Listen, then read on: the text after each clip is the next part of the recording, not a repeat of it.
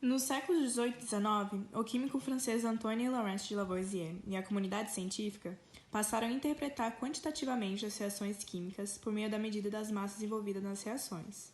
Isso levou ao estabelecimento de leis ponderais, que se tornaram a base para o desenvolvimento da química. Na segunda metade do século XVIII, Lavoisier realizava experimentos de combustão de diversos materiais em sistemas fechados, para evitar a perda de gases, e registrava os valores de massa. Seu interesse era compreender como a quantidade de oxigênio envolvida nas combustões influenciavam as propriedades das substâncias. Lavoisier observou que a soma das massas dos reagentes era sempre igual à soma das massas dos produtos.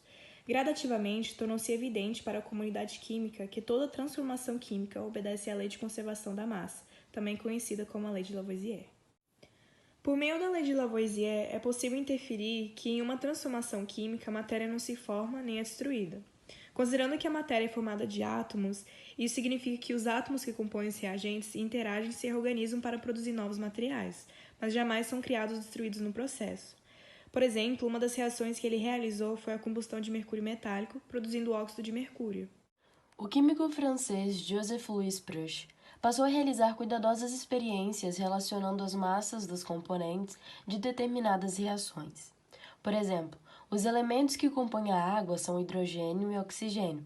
Pruch verificou que nessa reação de formação da água, o hidrogênio sempre reagia com o oxigênio em uma proporção constante e definida, que era de 1:8, respectivamente.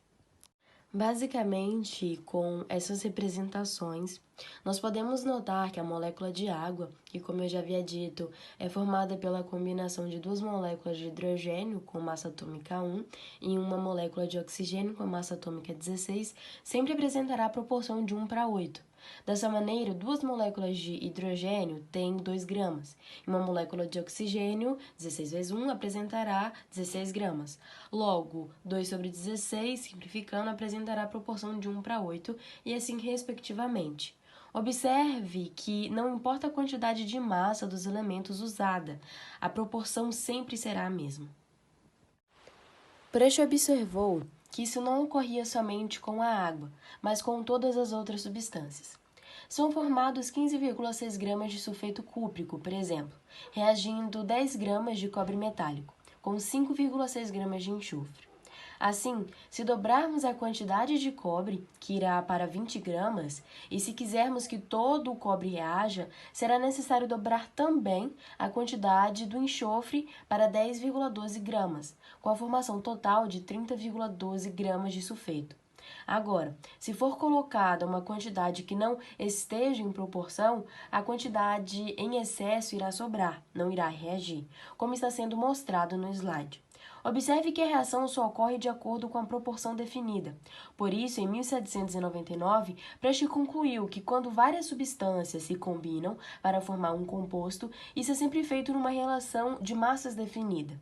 Assim, ele criou a lei que é chamada de Lei de Pruch, ou Lei das Proporções Constantes, ou Lei das Proporções Definidas, que é enunciada da seguinte maneira: a proporção em massa das substâncias que reagem e que são produzidas numa reação é fixa, constante e invariável.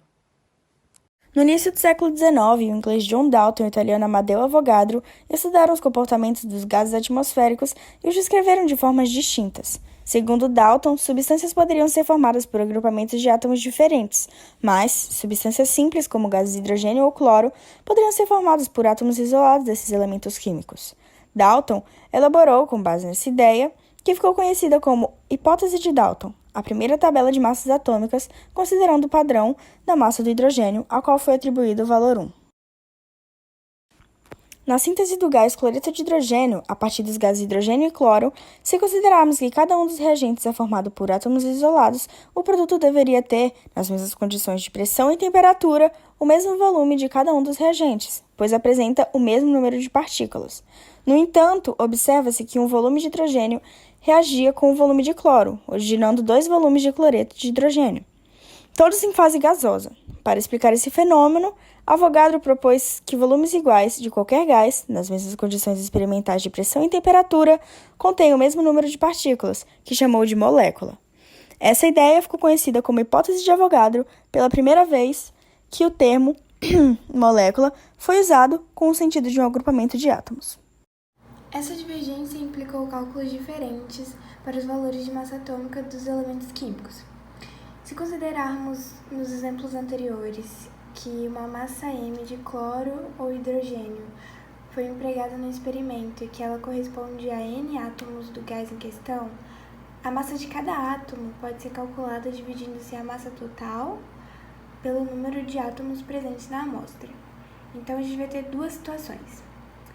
A hipótese de Dalton, que é a seguinte: os gases eles são formados por átomos isolados, portanto, o número de partículas N é igual ao número de átomos, e ficaria massa atômica igual a M dividido por N. E a hipótese de Avogadro, que é a seguinte: os gases são formados por moléculas. No caso do hidrogênio e do cloro, cada molécula é constituída por 2 átomos.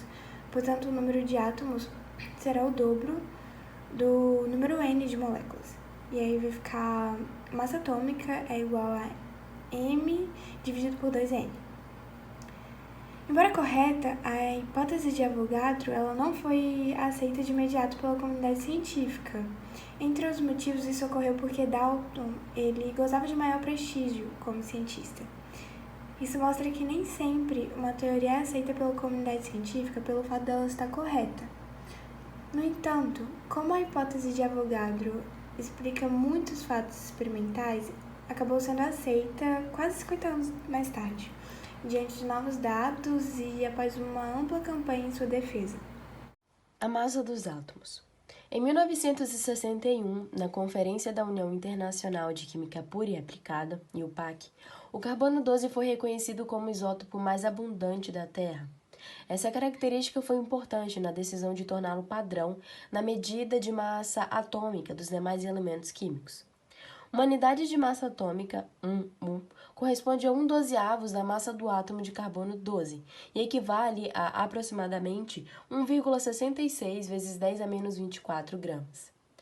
A massa atômica de um átomo deve-se essencialmente às massas de seus prótons e nêutrons.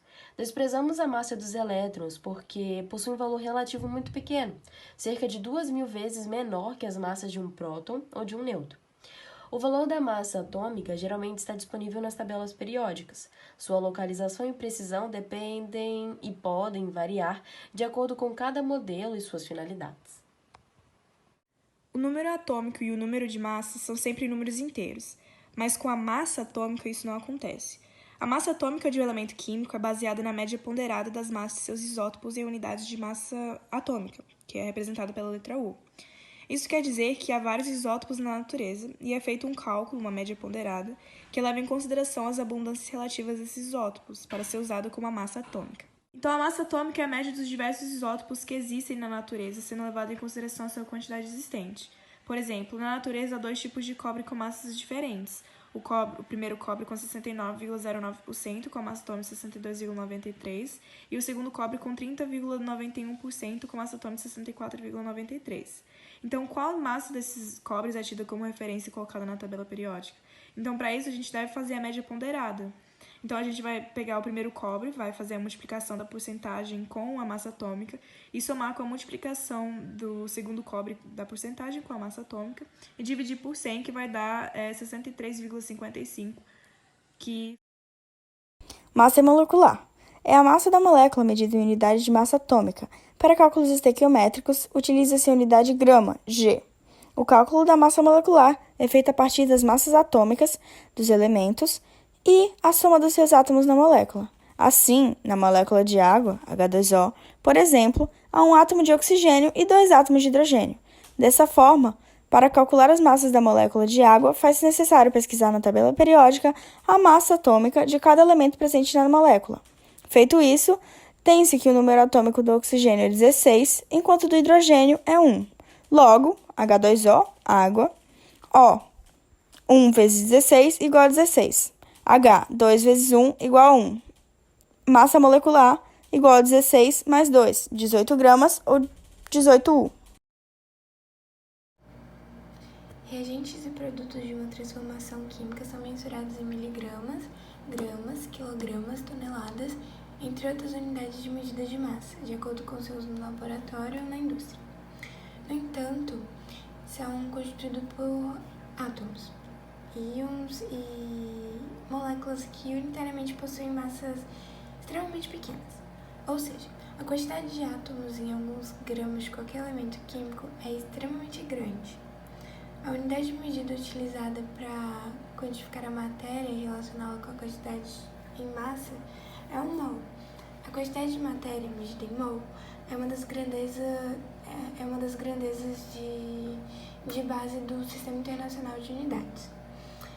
Bem, um mol representa o valor constante de espécies químicas, chamado de constante de Avogadro, em homenagem a Avogadro por sua hipótese para a relação entre o volume dos gases e o número de partículas contidas nele. Esse valor foi obtido experimentalmente por vários cientistas que usaram diferentes métodos e está na base da definição atual de quantidade de matéria. O mol é a quantidade de substância que contém um número de entidades elementares igual ao número de átomos em 12 gramas do isótopo carbono 12, que corresponde a 6,02 vezes 10 a 23 átomos de carbono 12. Os cálculos estequiométricos relacionam as grandezas e quantidades dos elementos químicos. Utiliza-se muito o conceito de mol nesses cálculos. Por isso que é importante saber transformar a unidade grama em mol.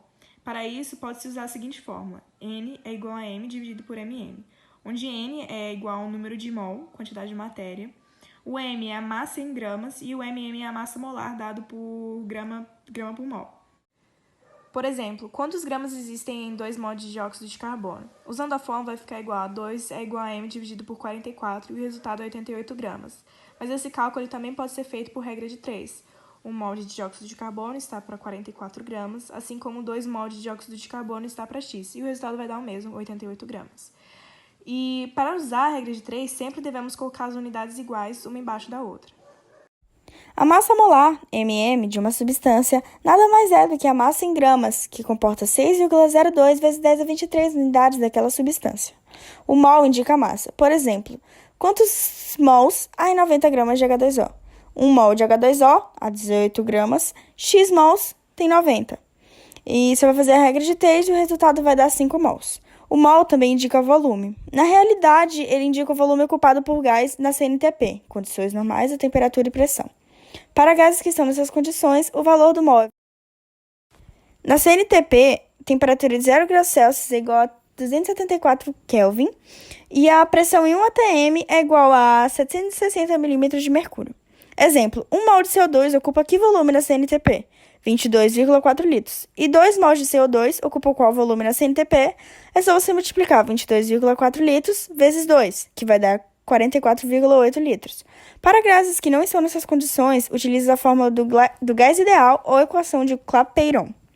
PV igual a nRT, onde P é a pressão do gás, medida em atm, V é o volume do gás, em litros, N é o número do gás, em mols, R é a constante de Clapeyron, que é 0,082 atm vezes litro sobre mol vezes Kelvin, e T é a temperatura do gás em Kelvin. A massa molecular e a massa molar possuem os mesmos valores, o que os difere é a unidade de medida. A massa molar relaciona-se com o número de mols, que é dado pela constante de Avogadro. Bem, com a lei de Lavoisier e a lei de Proust, foi possível explicar a conservação das massas e a proporcionalidade entre as massas de reagentes e produtos. Contudo, não foi possível explicar o motivo pelo qual as massas se conservavam e como as proporções se mantinham. A explicação para essas questões foi apresentada por John Dalton. Dalton investigou reações de formação de gases e observou que, ao reagir 3 partes em massa de carbono com 4 partes em massa de oxigênio, produzia-se o gás monóxido de carbono, que é CO. E que, ao reagir 3 partes em massa de carbono com 8 partes em massa de oxigênio, produzia-se o gás dióxido de carbono.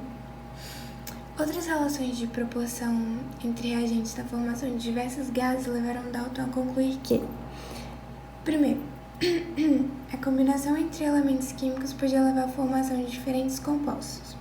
Segundo, A diferença entre compostos formados pelos mesmos elementos químicos se deve às diferentes proporções entre os elementos químicos.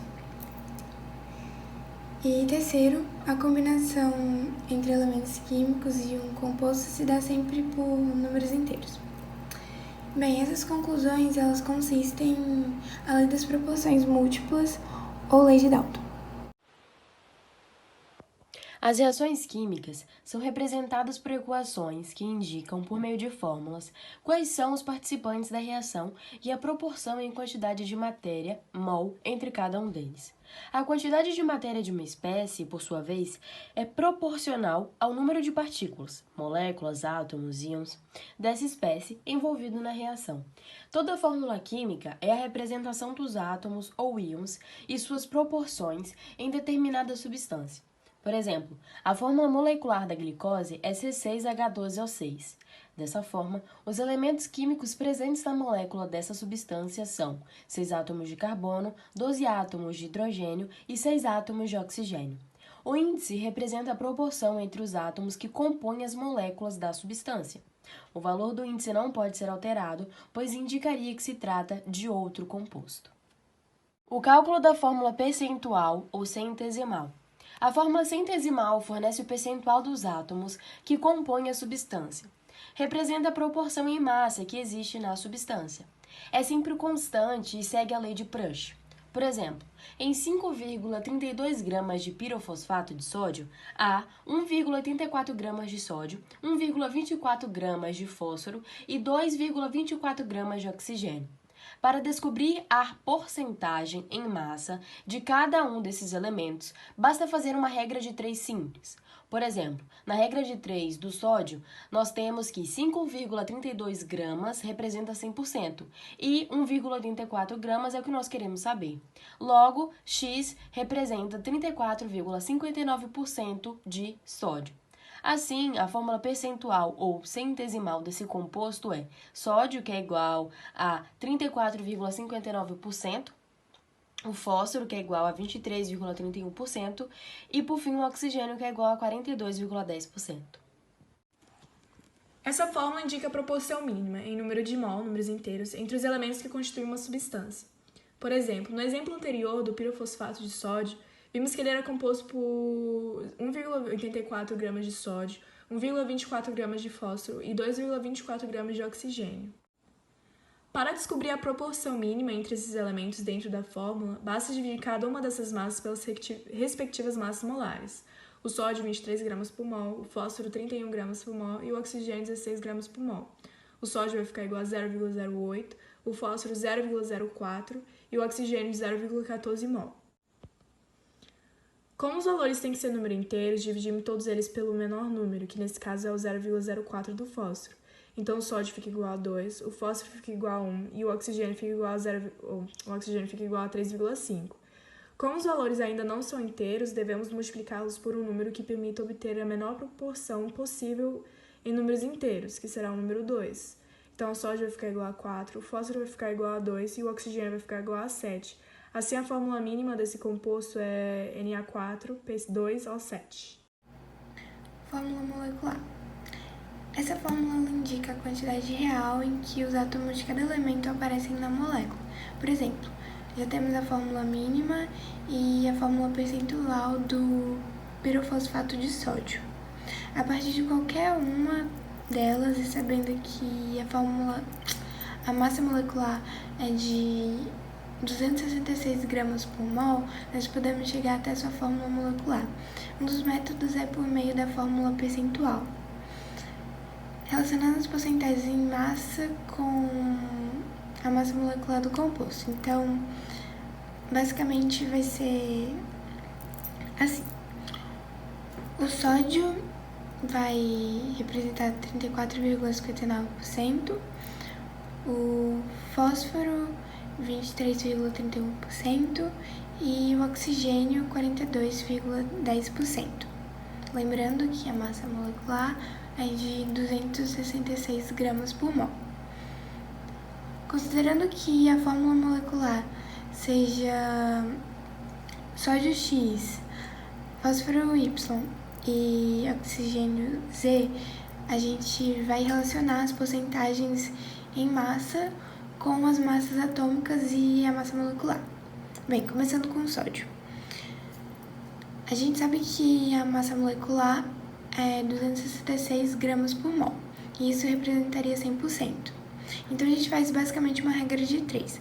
266 vai representar 100%, e 23x a gente relaciona com os 34,59% do sódio. E aí a gente obtém um x igual a 4. No caso do fósforo, a massa molecular de novo, 266, que representa 100%, e aí 31x vai relacionar com 23,31%, e aí o x vai ser 2. No oxigênio, a mesma coisa, 266 vai ser 100%, e os 16x vai ser 42,10%, e aí o x a gente vai achar 7. Bem, portanto, a fórmula molecular desse composto é Na4P2O7, sódio 4, fósforo 2 e oxigênio 7. A gente pode notar que nesse caso a fórmula molecular é igual à fórmula mínima, mas isso não vai acontecer em todos os casos. Por meio da fórmula mínima. Fórmula mínima: Na4P2O7, massa molar 266 gramas por mol. Fórmula molecular: Na4P2O7 vezes N, e a massa molar igual a 266 gramas por mol. Ao observar que a massa molecular é a mesma, já vemos que a fórmula molecular é igual à fórmula mínima. Agora, considerem outro exemplo. Digamos que a massa molecular de determinada substância é 30 gramas por mol, e sua fórmula mínima é CH3. Qual seria a sua fórmula molecular? Temos o seguinte: a fórmula mínima é CH3, e a massa molar é 15 gramas por mol. A fórmula molecular é CH3 vezes N, e a massa molar é 30 gramas por mol. CH3 vezes N é igual a 30, 15 vezes N vai ser igual a 30. Fazendo essa conta, vai dar 30 dividido por 15, que vai dar 2. Se N igual a 2, então basta a gente multiplicar os dois elementos do composto por 2, que nós teremos a sua fórmula molecular, C2H6. E esse é o composto do etano. Coeficiente estequiométrico e balanceamento. Bem, quando se pretende mostrar a proporção em quantidade de matéria em mol entre as diversas espécies em uma equação química, esse valor é indicado antes da sua fórmula e é denominado coeficiente estequiométrico.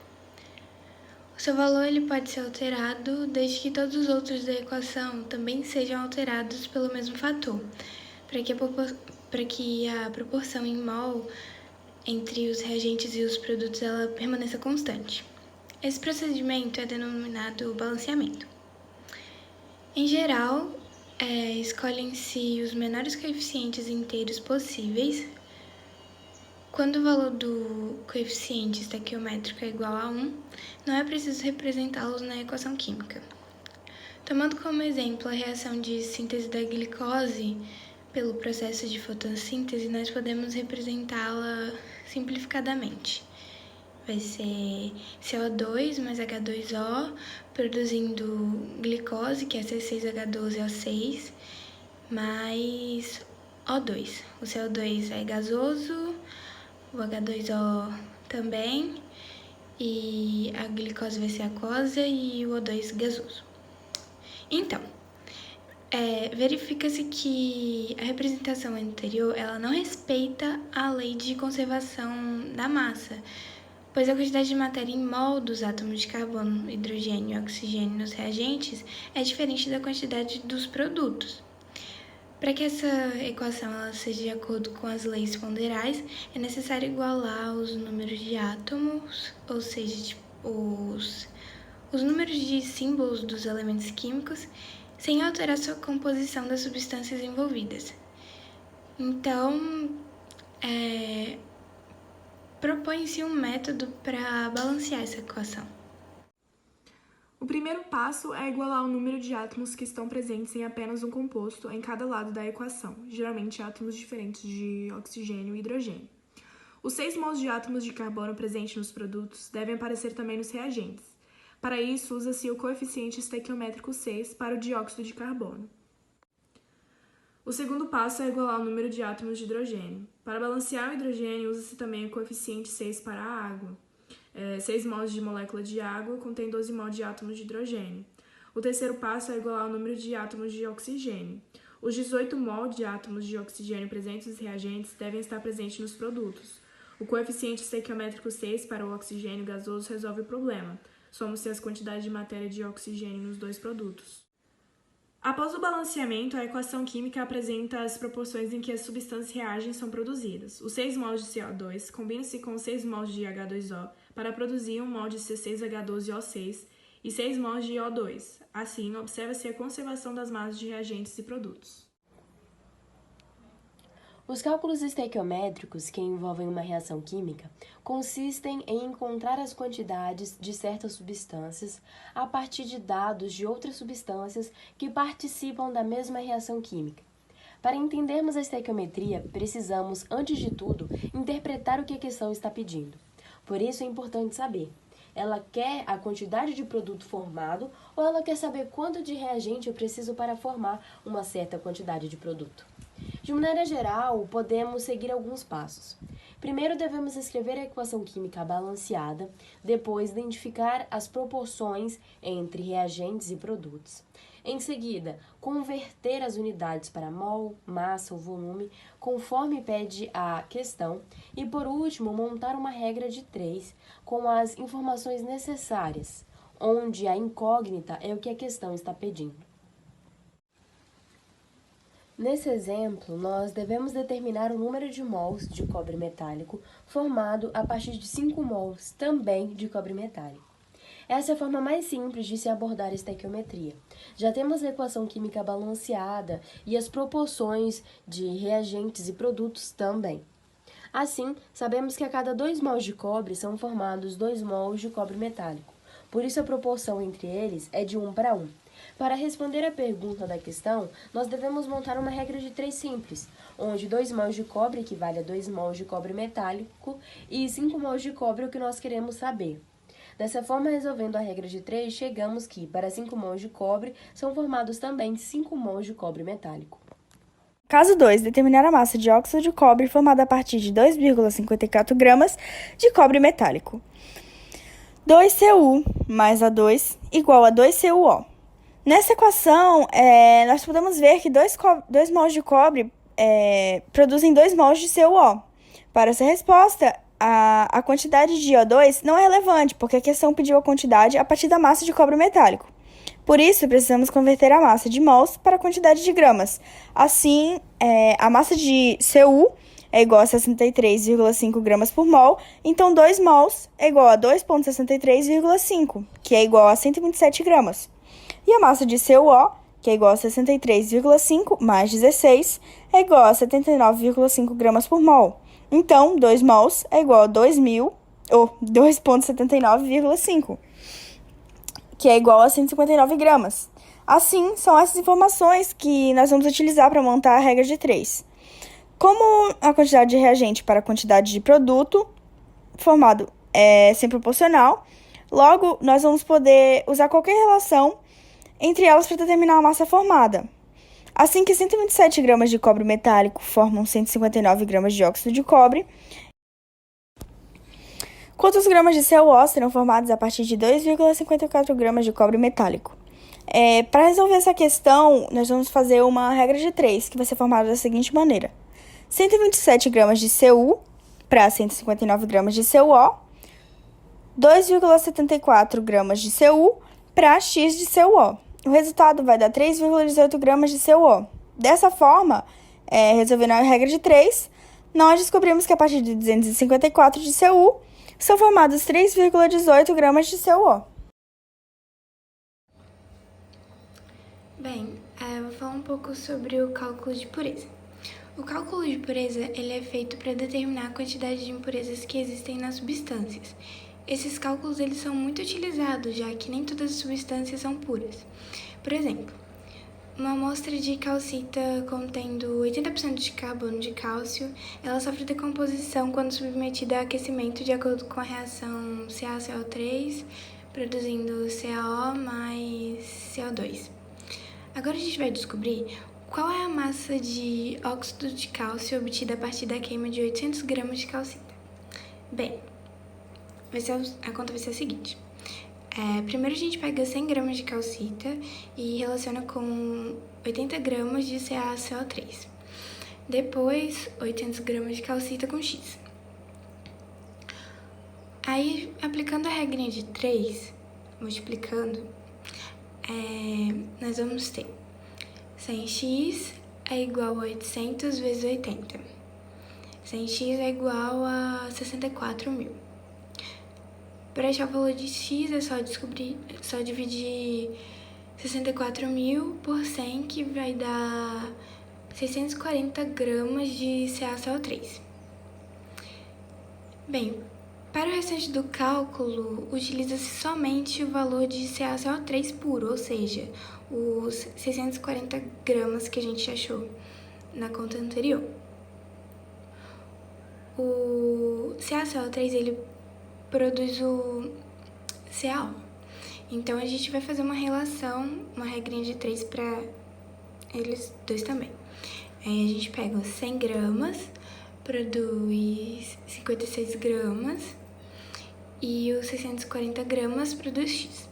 Aplicando a regra de 3, 100x é igual a 56 vezes 640, 100x é igual a 35.840, dividindo 35.840 por 100, nós vamos obter o valor de X de 358,4 gramas de CaO.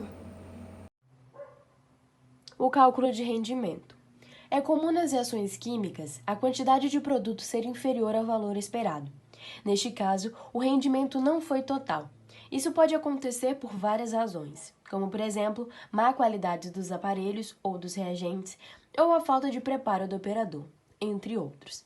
O cálculo de rendimento de uma reação química é feito a partir da quantidade obtida de produto e a quantidade teórica, o que deveria ser obtida. Quando não houver referência ao rendimento da reação envolvida, supõe-se que ele tenha sido de 100%. Por exemplo, em um processo de obtenção de ferro, a partir do minério hematita, Fe2O3, devemos considerar primeiro a equação química não balanceada. Posteriormente, utilizando-se 480 gramas do minério e admitindo-se um rendimento de 80% na reação, a quantidade de ferro produzida será de... Basicamente, nós devemos fazer uma regra de 3 simples, onde 160 gramas de Fe2O3 equivale a 112 gramas, e o que queremos saber seria as 480 gramas de Fe2O3, que daria 336 gramas de ferro. Depois disso, devemos fazer o cálculo de rendimento, onde 336 gramas de ferro é 100% e 80% é o que nós queremos saber. Ao final de todo o cálculo, o resultado será de 268,8 gramas de ferro. Quando a formação de um produto é dada por etapas, diz-se que as reações são consecutivas e se faz necessário o ajuste das reações e a formação de uma única reação. Deve-se estar atento aos seguintes procedimentos. O primeiro é tomar cuidado em ajustar as equações químicas entre si. Todas as substâncias presentes nos reagentes que estarão presentes nos produtos deverão ser cortados, pois remete à produção e o consumo da mesma. O segundo é o número estequiométrico. Se uma substância foi produzida em certa quantidade e está sendo consumida na reação seguinte em quantidade inferior ou superior, a mesma deverá ser ajustada pelo balanceamento de equação química. Por exemplo, o etino, também conhecido como acetileno, é um alcino muito importante na química. Esse composto possui várias aplicações, dentre elas o uso como gás de maçarico oxiacetilênico, cuja chama azul atinge temperaturas em torno de 3.000 graus Celsius. A produção industrial do gás etino está representada abaixo, em 3 etapas, conforme as equações balanceadas. Considerando as etapas citadas e admitindo que o rendimento de cada etapa da obtenção do gás etino por esse método é de 80%, então a massa de carbonato de cálcio necessária para produzir... Então, fazendo a regra de 3, fica o seguinte: 100 gramas está para 26 gramas, assim como X está para 9,25, e o resultado dá 35,6 gramas. Reagente limitante e reagente em excesso. Após converter as unidades para mol, massa ou volume, conforme pede a questão, devemos fazer uma regra de 3 com as quantidades estequiométricas ideais dos reagentes. Aí, depois, devemos comparar as quantidades fornecidas com a quantidade estequiométrica, determinando os reagentes limitante e em excesso. Por último, devemos novamente fazer uma regra de 3 com as informações necessárias, onde a incógnita é o que a questão está pedindo. Por exemplo, em um primeiro caso, vamos determinar o reagente limitante. Em uma reação de oxidação do cobre metálico, tem-se 12 gramas do metal e 5 gramas de oxigênio. Qual dos dois é o reagente limitante e qual está em excesso? Primeiramente, precisamos saber quais as quantidades estequiométricas ideais em massa entre os reagentes. Dado o balanceamento que está contido no slide, descobrimos que 127 gramas de cobre reagem com 32 gramas de oxigênio para formar 159 gramas de cobre metálico, sendo que a massa molar do cobre é 63,5 gramas por mol, a do oxigênio é 16 e a do cobre metálico é 79,5 gramas por mol. Com essas informações, podemos fazer uma regra de 3 com um dos reagentes para descobrir a quantidade necessária do outro nas proporções estequiométricas ideais. Neste caso, 127 gramas de cobre se iguala a 32 gramas de oxigênio, já o que nós queremos saber são os 12 gramas de cobre, que no caso dariam 3 gramas de oxigênio. Por esse cálculo, percebemos que 12 gramas de cobre reagem com 3 gramas de oxigênio, porém temos 5 gramas de oxigênio. Assim, sabemos que o oxigênio está em excesso, pois 2 gramas dele permanecem sem reagir. Como o oxigênio está em excesso, então o cobre é o reagente limitante. Mas outra maneira de chegar à mesma conclusão seria utilizar a quantidade de cobre como incógnita, descobrindo quantas gramas de cobre serão necessárias para reagir com 5 gramas de oxigênio. No caso, 127 gramas de cobre se iguala a 32 gramas de oxigênio e a 5 gramas de oxigênio se iguala a quanto? É o que nós queremos descobrir. Logo, o resultado é 19,8 gramas de cobre. Dessa maneira, sabemos que 5 gramas de oxigênio precisam de quase 20 gramas de cobre, mas só temos 12 gramas, por isso o cobre é o reagente limitante.